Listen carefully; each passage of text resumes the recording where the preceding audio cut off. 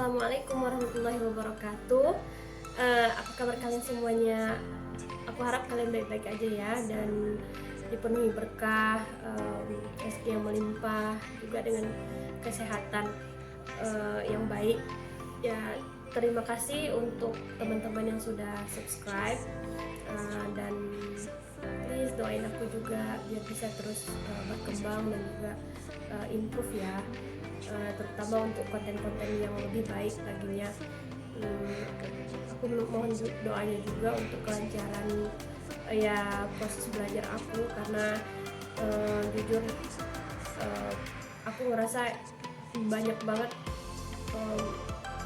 hal di waktu yang dekat ini yang mungkin bakal nge-pressure aku, dan bakal menyita waktu banyak banget, sehingga ya aku harus butuh support juga sebenarnya ya. Salah satunya dengan aku membuat YouTube channel ini. Kenapa? Karena setidaknya aku bisa mengurangi stres dan juga ada tempat untuk mengeluarkan berbagi cerita. Kenapa? Karena bukan tidak ada teman ada, hanya saja kalau dikhususkan untuk mencari teman untuk sekedar duduk atau ke tempat teman, aku takutnya teman-temanku juga keganggu, dan karena kita punya hal masing-masing sih, punya kesibukan masing-masing. Makanya aku bersyukur banget aku punya platform sendiri, dan ya sesuatu yang relate lah ya dengan kehidupan sehari-hari. Aku gak ngomong jauh-jauh, palingan nanti aku bakal nge-review buku atau segala macam lah ya. Dan pastinya aku harap ini bisa menjadi ladang tempat bertumbuh lah ya, terutama untuk aku sendiri. Nah, jadi langsung aja tanpa berbasa-basi lagi, aku mulai topik hari ini ya, yaitu ini yang beberapa orang sih, setelah beberapa kali di talk sama dengan orang-orang yang lain, beberapa teman yang pernah aku jumpai, baik itu laki-laki atau perempuan, lebih muda atau lebih tua dari aku. Jadi kita tuh aku tuh sering melihat beberapa orang mengeluhnya tuh gini, kok aku selalu terjebak dengan orang-orang yang sama, atau temanku ya gitu-gitu aja. Maksudnya kisah yang terulang, walaupun kita tidak mau, tapi kisah itu terulang lagi. Contohnya misalkan dalam hubungan nih, dia selalu ketemu dengan laki-laki yang tipenya itu hampir sama, padahal ekspektasi apa yang terlihat di awal tidak menggambarkan apa yang dia sekarang. Atau ketemu dengan teman yang akhirnya ya udah lost contact, udah gitu aja, bye gitu. Seolah-olah seakan-akan merasa bahwa orang tidak ada yang setia, orang tidak ada yang baik gitu.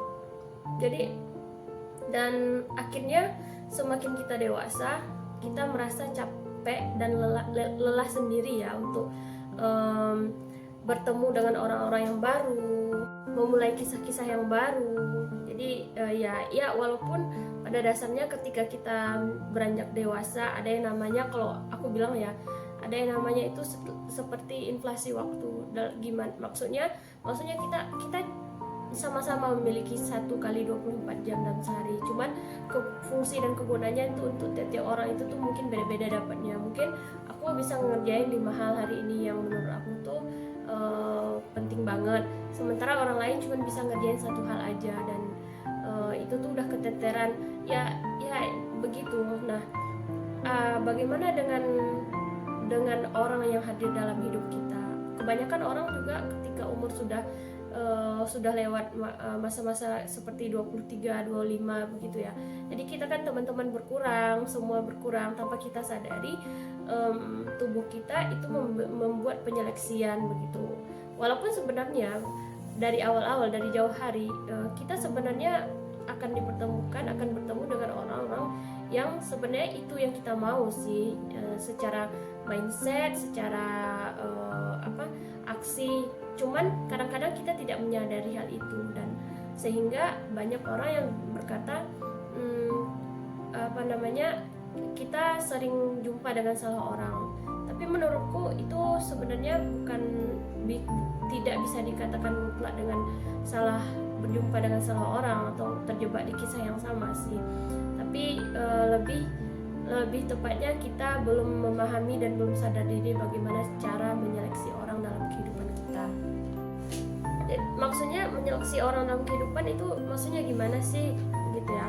Jadi bukan berarti kita tidak baik kepada semua orang, kita harus pilih-pilih orang yang hadir, bukan. Kita memang harus selalu baik dengan setiap orang, cuman tidak semua orang itu bisa mendapatkan jarak yang dekat dengan kita.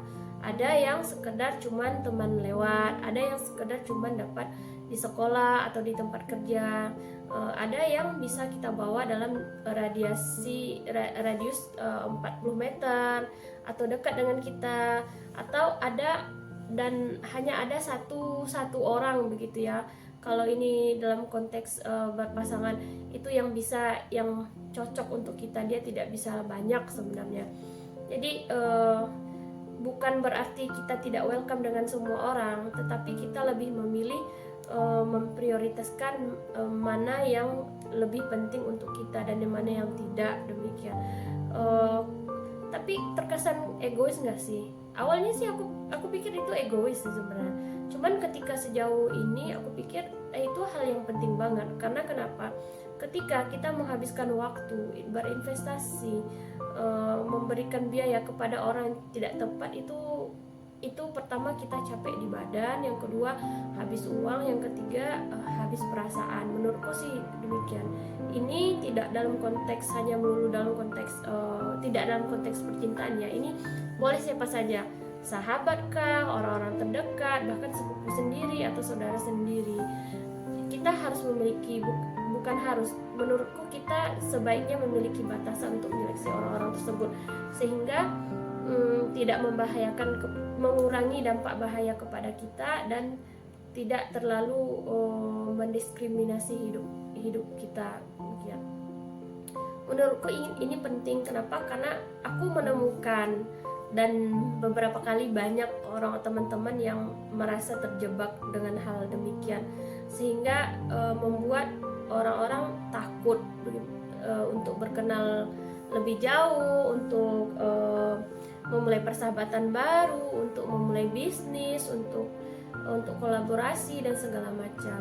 Nah, ini karena ada sesuatu mungkin yang belum kita sadari, dan kali ini aku bakal ngebahas bagaimana cara menyeleksi orang dalam kehidupan. Jadi pada dasarnya menurutku ya, ini yang sering menjadi pengalamanku dan juga beberapa bisa dibilang klien lah ya. Jadi sebenarnya setiap orang yang kita jumpai, kita kenali itu 80%-nya memiliki peluang untuk bisa menjadi orang terdekat kita. Itu tidak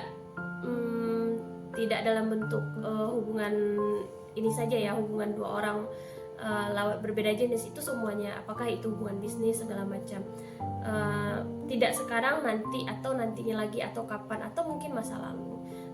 Jadi kita memiliki peluang yang banyak sebenarnya untuk berkenalan dengan orang, semuanya. Tapi nah di situ juga beriringan dengan peluang kita untuk membuka komunikasi dengan orang, hubungan baik dengan orang lain, di situ juga ada banyak tantangan-tantangannya, demikian. Jadi anggapan dasarnya adalah bahwa kita tidak selalu available untuk semua orang. Jadi kalau ada orang semakin dia dewasa, dia berpikir kenapa aku harus yang salah, aku udah berusaha baik buat semua orang. Please jangan bilang gitu. Karena kenapa? Kamu tidak diciptakan untuk baik untuk setiap orang, tidak, dan itu tidak harus penting untukmu. Dalam artian bagaimana seseorang yang masuk individu yang dewasa, individu selainnya manusia itu tidak perfect untuk semua orang, dan kamu harus akui itu. Kamu memiliki kapasitas, standar dan tujuan masing-masing, sehingga pilihlah orang yang memang dekatlah dengan orang yang memang cocok dengan kamu, bukan kamu memaksakan cocok untuk dia, demikian. Jadi gimana sih Kak cara menyeleksi orang? Kita tahu dia baik untuk kita atau tidak, untuk pergaulan kita, untuk bisnis kita, untuk pendidikan kita, untuk hubungan kita ke depannya, demikian. Jadi yang pertama sebenarnya standar itu adalah di diri sendiri. Yang pertama ingat ya, yang pertama kita harus mengenali diri kita sendiri dulu. Emang selama ini kita nggak kenal sama diri kita, bukan berarti kamu tidak mengenal dirimu, siapa kamu, siapa ayahmu, siapa ibumu ya. Tapi ini mengenal diri dalam artian yang pertama, kita paham dulu nilai-nilai dan prinsip hidup kita. Karena mungkin tiap-tiap orang bisa berbeda. Seperti aku menurutku ya, dalam prinsip hidupku tidak ada hubungan orang yang bisa menjalin hubungan itu lebih dari 3 kali gitu putus. Misal kalau aku putus dari 3 kali, itu menurutku hanya ada 2 kemungkinan. Yang pertama orang bangsat, yang kedua orang tolol. Kenapa? Karena dalam prinsip hidupku, sebodoh-bodohnya orang itu bakal belajar dari 3 kali kesalahan atau paling banyak 5 deh. Tapi kalau lebih dari itu kemungkinan probabilitasnya cuma 2. Pertama memang orang bodoh, yang kedua memang orang yang tidak mendengarkan nasihat, demikian. Nah itu kan prinsip hidupku. Aku nggak mau secara otomatis kalau orang udah punya mantan 5, cewek atau cowok, dalam mindset aku udah nggak bisa pakai buat dia sebagai pasangan.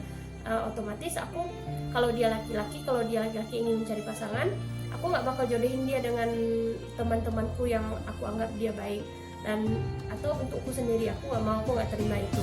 Dan untuk perempuan juga demikian, kalau dia kelihatan demikian berarti aku nggak bakal cariin dia yang lebih baik. Aku bakal kasih dia cariin dia yang setara dengan dia, biar mainnya seimbang. Itu kan prinsip hidup aku. Ya, prinsip hidup kamu gimana? Gitu. Yang kedua, kita mengetahui tujuan dan prioritas hidup. Nah, ini nih yang paling penting banget menurutku ya. Yang pertama, mengenali diri sendiri itu, prioritas kita itu apa?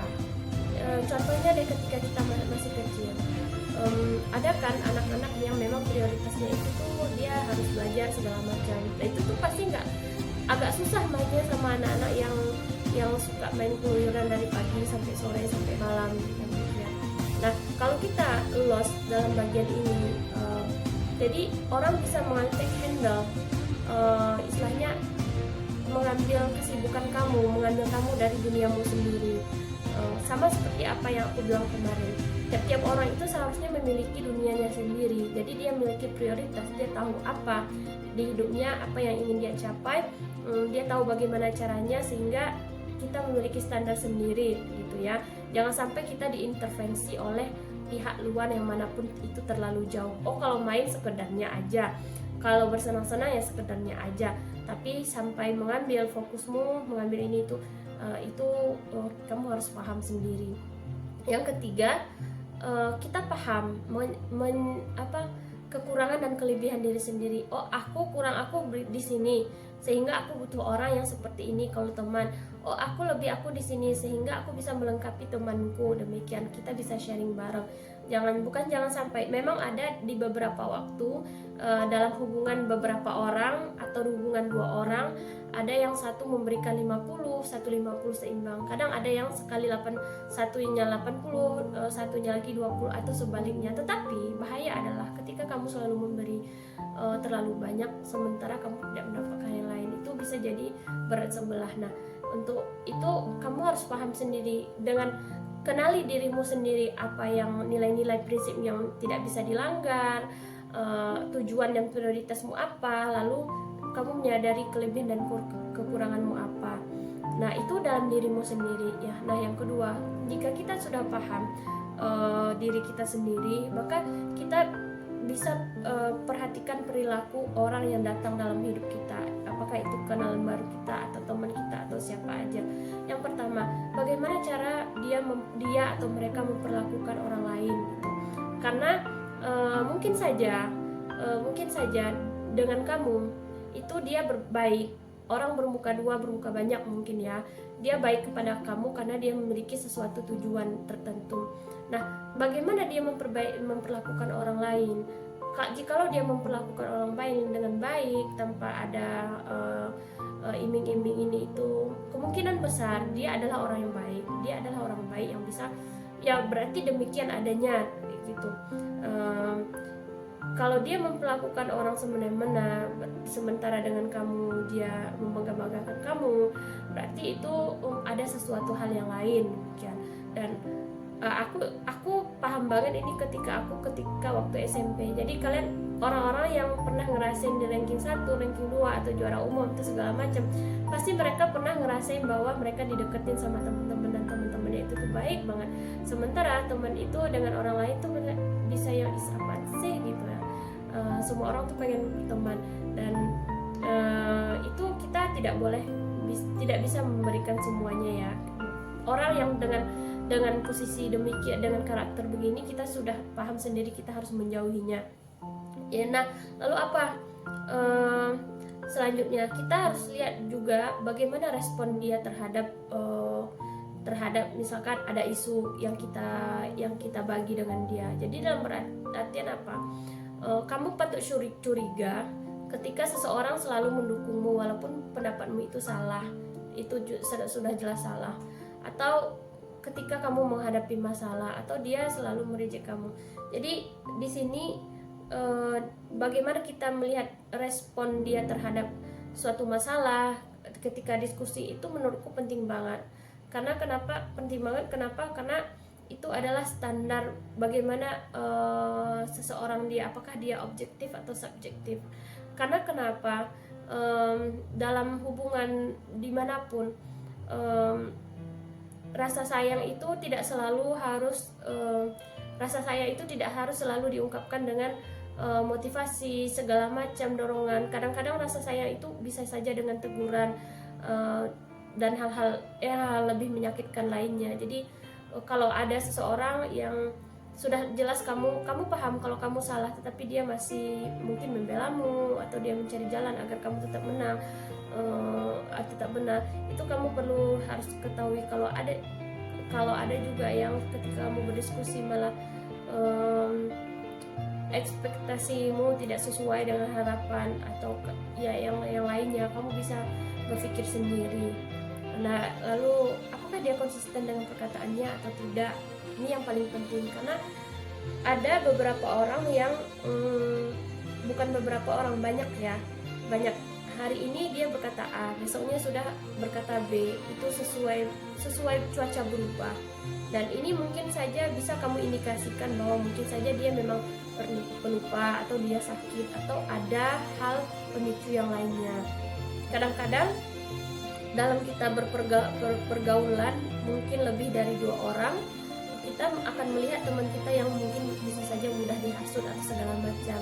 Nah ini kita bisa lihat dari konsistensi bagaimana konsistensi percakapan pendapat dia saat ini dan kemarin, atau ya mungkin besok.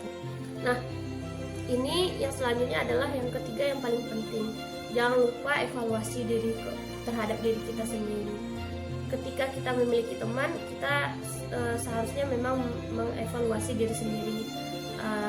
Maksudnya evaluasi di sini apa sih Kak? Maksudnya adalah bahwasanya kita paham, kita menyadari apakah kita semakin baik ketika berkenalan dengan orang ini atau malah semakin buruk.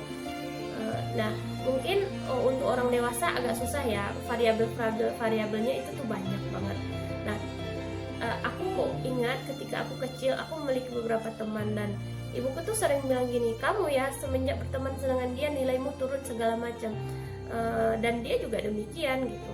Jadi sehingga standarnya adalah ketika seseorang datang dalam hidupmu, itu membuatmu menjadi lebih baik, lebih berguna, lebih tenang, kemungkinan dia adalah orang yang baik dan kamu bisa pertahankan atau lanjut ke hubungan yang lebih baik lagi.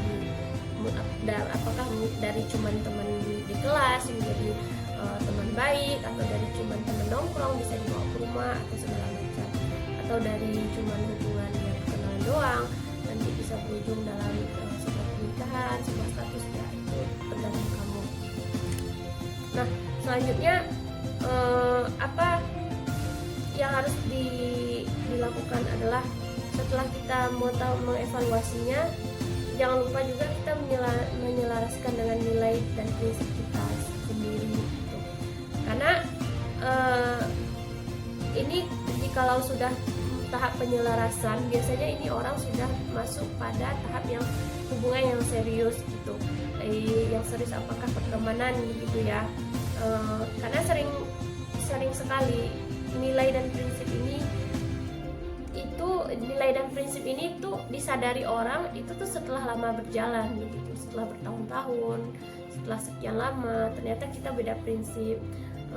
FYI, aku tuh punya teman yang dari awal aku tuh memang tidak suka dengan beberapa hal dalam kehidupannya, yang aku tidak suka keputusannya tidak matching dengan nilai-nilaiku. Makanya aku bilang ya kita nggak bisa sama-sama selamanya, demikian. Lalu setelah aku menyelaraskan lagi setelah beberapa tahun, ternyata memang tidak hanya kita tidak sama dalam beberapa prinsip, tapi kita juga tidak bisa menyelaraskan dengan hal-hal penting. Contohnya tentang sekolah deh. Kalau menurut aku penting buatku, aku mau sekolah dulu begitu. Sementara dia mau langsung kerja, demikian. Menurutku pacaran itu nggak terlalu penting. Tetapi ketika kamu memulai hubungan seseorang, kamu harus serius dan kamu harus punya pandangan kemana arah hubungan tersebut. Nah, temanku ini dia berpandangan adalah bahwa ketika dia pacaran, ya udah pacaran aja karena aku kesepian, makanya aku nggak mau sendiri. Ketika aku tanya sebagai seorang manusia, kamu mau dibawa kemana, hubunganmu berakhir di mana? Aku juga nggak tahu. Nah, di situ aku ada prinsip-prinsip yang tidak selaras dengan prinsip hidupku. Sementara aku kan ketika aku bilang kamu tidak boleh demikian, anak perempuan manapun setelah dia lama dengan seseorang, dia pasti menuntut keseriusan. Aku bilang itu bukan berarti perempuan jahat, tidak, tetapi memang kamunya yang memang tidak baik, yang tidak memiliki pandangan ke sana. Jadi ya karena dengan prinsip-prinsip tersebut, ya akhirnya aku menyadari bahwa kita bahkan sebagai teman pun sejauh ini kita tidak sama lagi. Bukan tidak sama lagi, memang kita berbeda prinsip dari awal. Nah, demikian. Cuman aku tidak menanyain hal tersebut dari awal kita berkenal, sehingga semakin jauh kita sudah terikat dulu dalam sebuah hubungan, mungkin kan persahabatan atau apa, sementara kita lupa bahwa prinsip hidup kita itu berbeda. Nah, celakanya banyak orang yang menyadari ini setelah mereka berjalan bertahun-tahun, setelah melalui banyak konflik, bahkan dalam sebuah hubungan setelah mereka memiliki anak ketiga, setelah mereka melahirkan, mereka baru menyadari bahwa ada prinsip-prinsip hidup yang tidak selaras di antara mereka, dan itu tidak bisa kompromikan. Itu sangat disayangkan. Lalu dalam penyelarasan ini, ya selain dari aku bilang tadi pandangan dia atau seseorang atau mereka tentang prinsip-prinsip dalam hidup, juga tujuan dan aspirasi mereka di masa depan itu apa. Karena ini penting. Ini sangat penting ketika kamu sudah berada bersama seseorang gitu. Aku bilang kepada teman-temanku yang perempuan, ketika kita pisah dan balik ke negara masing-masing, aku bilang ya walaupun ini kita tetap masih jaga silaturahmi ya, dan alhamdulillah sampai sekarang at least ketika tahun baru atau setidaknya sebulan sekali kita pasti masih chattingan, kirim pesan bahwa gimana kabarmu, keadaan negaramu, segala macam, dan demikian. Dan apa tujuan di masa depan. Nah, untuk hubungan-hubungan yang khusus mungkin ya, apakah hubungan bisnis atau hubungan asmara ini yang lebih terasa. Kamu harus paham dia mau arah ke depannya bagaimana. Apakah mau ditunggu atau ditinggal, kan demikian. Kalau dia tidak memiliki rancangan masa depan atau dia tidak memiliki ide, kamu patut pertanyakan apakah kamu sedang berada di jalur yang tepat atau tidak.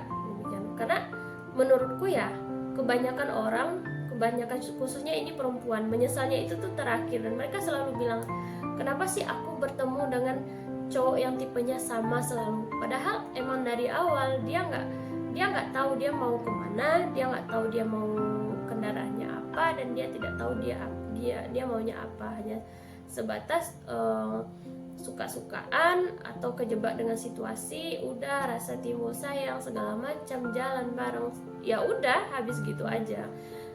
Akhir-akhir ujung-ujungnya bingung sendiri mau ngapain gitu. Dan di saat itu juga baru disadari bahwa kita sudah investasi banyak hal, baik itu waktu, tenaga, ataupun bahkan materi ya. Nah, itu sangat berbahaya kalau menurutku sih. Lalu ya sama sih, kita harus paham juga bagaimana dia atau mereka menyikapi beberapa isu yang terkait gitu. Karena bukan kita tidak ingin membuang mereka dalam kehidupan, tetapi setidaknya yang pertama kita paham dulu batasan dia seseorang atau sebuah kelompok atau mereka itu tuh saat di dalam hidup itu sampai mana ya. Yang kedua, kita bisa menyesuaikan diri jika kita tahu teman kita lambat dalam menghadapi isu, mungkin kita bisa ingat dia nanti bisa menjadi bumpernya gitu, bisa menjadi bahan serap untuk beberapa hal. Nah, yang ini yang mungkin ya, yang selanjutnya meskipun selektif, tapi jangan pernah katakan bahwa kita sedang dalam melihat teman, jangan langsung menilai orang dari covernya saja lah ya. Mungkin ketika kita lihat dia ganteng atau cantik gitu ya, dia mau ngedeketin kita, lalu kita terus udah yang gimana gitu, padahal nyatanya dia seorang sales gitu, apa gitu. Jangan ya, jangan langsung menilai orang dari penampilan luar, pencitraan dia di depan bagaimana gitu. Termasuk juga aku yang kalian lihat. Yang kedua, hindari sih, menurutku memang hindari, lagi-lagi kita menyangkut dengan gosip ya. Kalau menyangkut sifat judgmental ini, hindari bergosip atau membicarakan orang lain gitu ya. Ketika kita ingin melihat seseorang, jangan pernah lakukan itu, jangan pernah digosipkan. Kita harus bisa melihatnya sedikit demi sedikit. Berbeda lagi ketika kamu ingin memilih jodoh, memang kamu harus tanyakan kepada teman-teman dekatnya, pada keluarganya, atau kamu bisa melihat langsung. Jika kamu ingin menyeleksi orang dalam kehidupan kamu, jangan bergosip. Aku tidak menyarankan untuk bergosip, karena kenapa, pada dasarnya biasanya berita itu memang datang sendiri. Apakah itu melalui dengan hal-hal yang terjadi dalam kehidupan, atau kamu memiliki pengalaman langsung ketika kamu bermain dengan dia, ketika kamu tidur dengan dia gitu, ketika kamu belajar dengan dia, atau ketika kamu menyelesaikan proyek dengan dia. Lalu usahakan kamu menerima perbedaan pendapat. Nah, menurutku ini ya yang menghindari sifat judgmental ini itu lebih membuka peluang orang untuk mengetahui bagaimana lawan bicaranya, bagaimana sifat dan karakter temannya yang ada di depannya.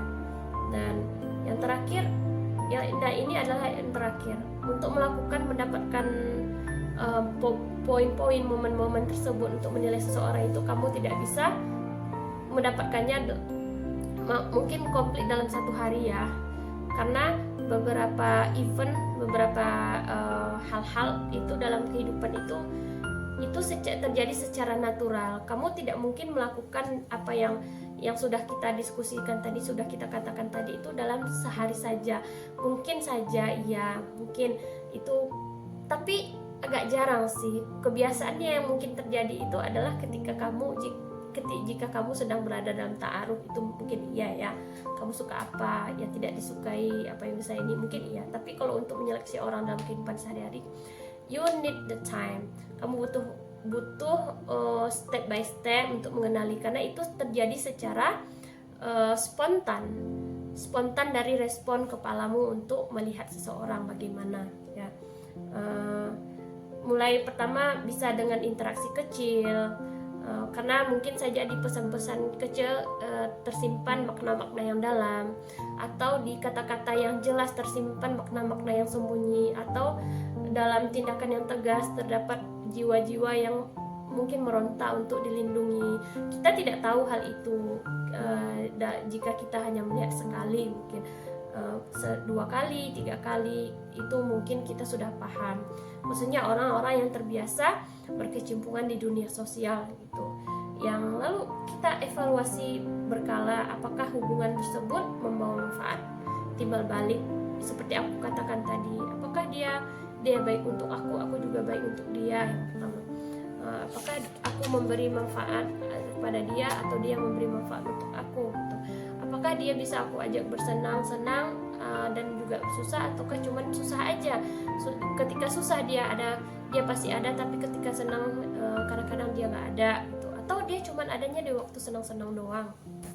Nah, pada intinya menyeleksi orang dalam kehidupan ini bertujuan bukan kita menyingkirkan orang dalam kehidupan kita, cuman adalah kita memberikan batasan dan perhatian kita kepada tiap-tiap orang yang ada dalam hidup kita. Lebih jauhnya adalah ada yang cuman berhak untuk kita ladeni di jalan saja. Yang kedua, ada cuman yang bisa kita berhak mendapatkan perhatian kita secuil saja. Yang ketiga, untuk orang-orang yang paling terdekat, mungkin ada yang memang dia atau mereka atau siapapun itu memang berhak untuk mendapatkan perhatian kita yang lebih. Dalam artian apa? Lebih jauh lagi, itu juga untuk bisa mengurangi dampak kerugian terhadap diri kita sendiri. Kenapa? Karena ketika kita investasi kepada orang yang salah, kita akan mengurusi banyak hal tentang dia, mungkin seperti kita membantu dia dalam masalah hubungan asmaranya, atau kita melunasi hutang-hutangnya, atau hal yang lain. Itu mungkin saja sebanding atau tidak dengan apa yang dilakukan ke kita gitu. Kok pikir banget sih diskusinya. Sebenarnya bukan masalah pikir. Sadarilah bahwa ketika kita beranjak dewasa, waktu dan perhatian kita, tenaga kita itu tuh semakin terbatas. Ada yang namanya inflasi waktu. Sehingga apa? Itu inflasi waktu ada hal yang kecil ya. Sehingga apa? Kita tidak bisa membuat semua orang bahagia dalam hidup kita, dan kita tidak bisa menjadi baik untuk semua orang gitu. Satu-satunya orang yang bisa menjadi baik untuk semua orang adalah orang yang sedang berakting, apakah dia politisi ataukah dia seorang artis. Manusia normalnya tidak, kamu tidak bisa menjadi baik untuk semua orang. Jadi pahamilah bahwa tidak semua orang itu bisa cocok untuk kamu, dan kamu tidak perlu cocok untuk semua orang. Jangan buang-buang waktu, tenaga, uang, dan segalanya untuk orang yang memang tidak diciptakan untuk menunjangmu, tidak diciptakan untuk bersama kamu. Minimal saja kerugian yang apa yang kamu punya, dan selebihnya jalani hidupmu dengan baik. Aku harap ya teman-teman di luar sana bisa memahami keadaan dia dengan sekarang, bagaimana hubungannya dengan teman, siapa-siapa saja yang bisa menjadi temannya, siapa yang tidak, bagaimana harus bersikap. Seperti aku bilang tadi, ketika kita besar, ketika kita beranjak dewasa, waktu, kesempatan, dan tenaga kita itu menjadi terbatas sekali. Jadi sangat disayangkan jika kita memberikannya kepada orang-orang yang tidak tepat dalam kehidupan kita. Alih-alih kita saling mendapatkan manfaat, justru malah kita akan mendapatkan banyak cobaan, banyak kendala, dan banyak kecelakaan dalam kehidupan, baik itu dalam cintaan, pendidikan, atau karir, dan juga hubungan bisnis ya. Nah, aku rasa demikian. Jadi intinya apa? Pandai-pandailah membagi kasih sayang, membagi waktu, membagi perhatian. Kamu tidak cocok untuk semua orang. Orang normal, manusia normal itu tidak akan cocok dan available untuk semua orang. Orang-orang yang bisa terlihat baik untuk kepada semua orang hanya ada dua. Yang pertama politisi, yang kedua adalah artis. Selebihnya sadari bahwa kita human dan kita tidak sempurna, sehingga kita tidak cocok untuk semua orang, dan itu adalah hal yang sangat wajar sekali. Jadi ambillah apa yang seharusnya untuk menjadi dirimu. Kenali dirimu sendiri, kenali orang bersamamu, kenali apa yang kamu inginkan, apa yang kamu tidak inginkan. Ya, semoga video ini bisa membantu kita ya, dan semoga sampai kepada orang-orang yang memang membutuhkan.